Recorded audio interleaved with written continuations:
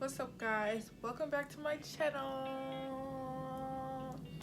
I should really make like an intro or something, but I feel like every time you make an intro it's just like really cringy sometimes. I'm gonna take some time to really meditate on that before I give you guys one, and maybe just wait for like more people to start watching me, because it's like at this point just get to the video for the couple of people watching me. So anyway, what's good though? Welcome to our first spiritual Sunday.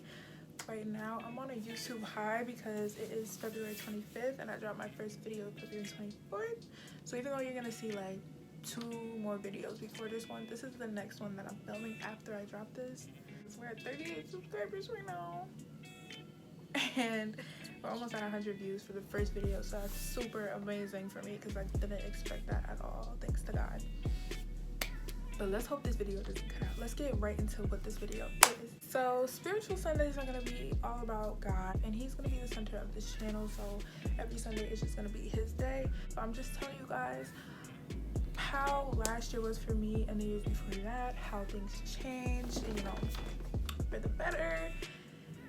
And yeah, let me just get right into it. So last year was a roller coaster ride of emotions, experiences, and spiritual growth. But at the end of the day, it ended up being perhaps the best year of my entire life.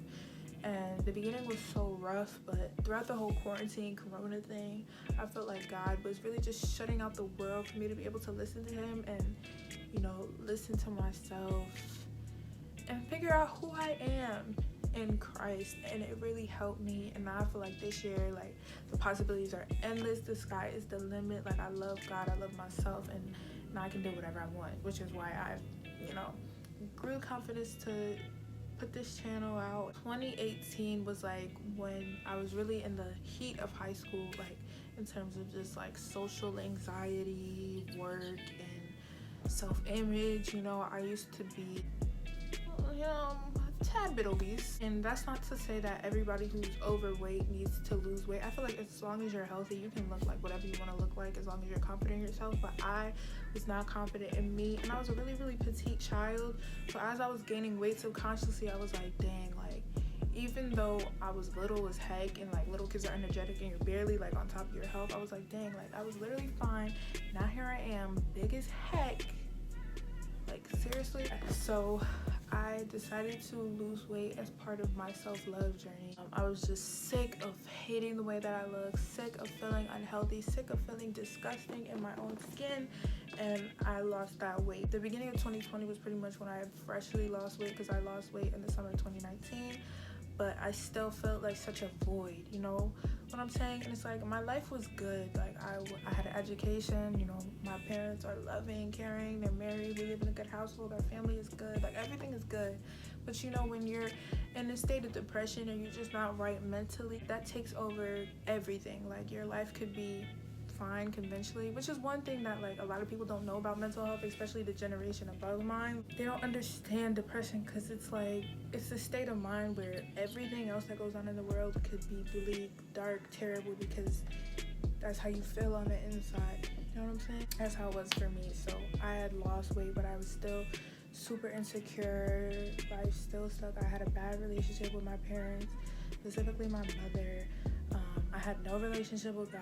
I was acting like a poser. I used to lie back and forth, not pathologically, but like I used to always try to please other people. Like I was one person in front of my parents, one person at school, one person at church, you know, one person on the internet. Like I had no idea who I was, and it was driving me crazy. Not to mention I felt like a failure because I always wanted to go to an Ivy League school, you know, and study medicine.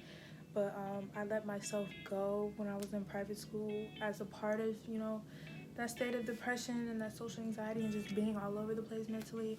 I really let myself go. So as college decisions and stuff was coming out and I wasn't getting into the schools that I wanted to get into, I just really felt like I had failed at life and there was no point in anything anymore. So that's where I was. It sucked. Then March came rolling around and the Lord said, cut it off, cut it all off, cut off school, cut off life as you know it, and sit in your house and think. And that hit everybody hard. That whole corona thing hit.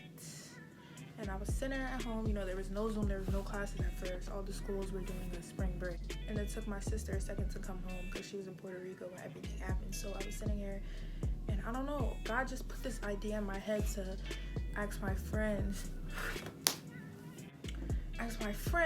to start a devotion. My best friend, her name is Chris Lord. She grew up in church with me. We literally, our mothers had a baby shower for us at the same time. So we knew each other since the bellies. And then my sister is also in the group, and my sister's best friend Jaslyn, who is also a really close friend of mine and also like a mother figure. And like now we're getting like a bestie vibe too. I texted Jaslyn and Crystal, and I was like, we should do like a prayer worship thing, you know, on the phone, because that's just what I felt inclined to do. And I grew up in church. Luckily, our parents believe in God. They always made us go to church every Sunday, so I always had that environment. But during Corona, I was like, let me actually act on this. And every week, you know, we had a schedule where one of us, you know, we would meet on the phone on FaceTime. And we still do it till this day. Like, we have one on Tuesday and we have a book club on Friday, but we meet all the time. And we're also like friends now. Like, we be chilling together. Like, we're super duper close. And that changed my life. We would meet. We had one person who would pray. We had one person who was in charge of songs, well, prayer requests. So we would all pray like collectively, but you know. And then one of us would do a sermon, a message. It also helped me grow in like the leading, like learning how to lead worship service, learning how to put together my own messages and write it. Like, I learned so many new things, and it made me grow individually. Now I have the group still, but I can hold myself accountable to some extent. I'm still learning and growing, and I was able to get to know God so much. And the mental breakthroughs I had, oh my goodness. First of all, I was able to cut out so many toxic people in my life, people who just never liked me or were never good for me, or I would give so much and not get nothing back. I was able to dim those relationships. I was able to start loving myself and believing in myself for who I am. You know, if I did any like wrong in a relationship, I'm, you know, trying to patch those things up. And that's what I was doing towards the end of the year, just getting my life together and working on my mental state. And I was in a really good place. Like, by my birthday, which is December 9th, if you didn't watch the first video, backtrack, pause, actually pause, like this video, comment a yellow heart, and if you haven't already, subscribe and go back and watch something that's already on the channel. Please, I'll give you 5 seconds. Okay, so now let's switch your thought. That's what I get. Yeah, by my birthday, I was happy. That was the first year that I actually celebrated myself, even though they threw me a surprise party, which was really, really cute. I was happy with me. I was celebrating myself. I was celebrating my beauty.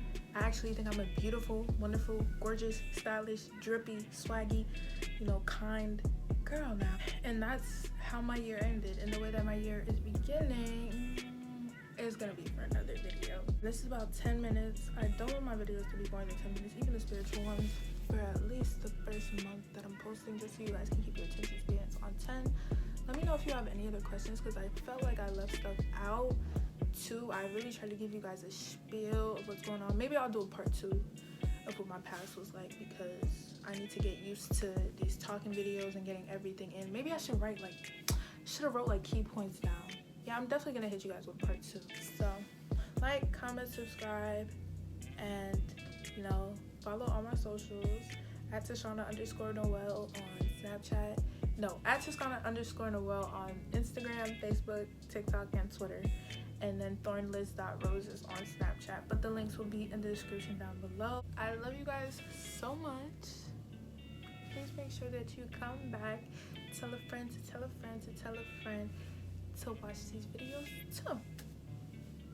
Much love. Let's think of an outro right now. All love forever. It's like, nah. No. Yeah, it's not gonna happen. I love you guys the most.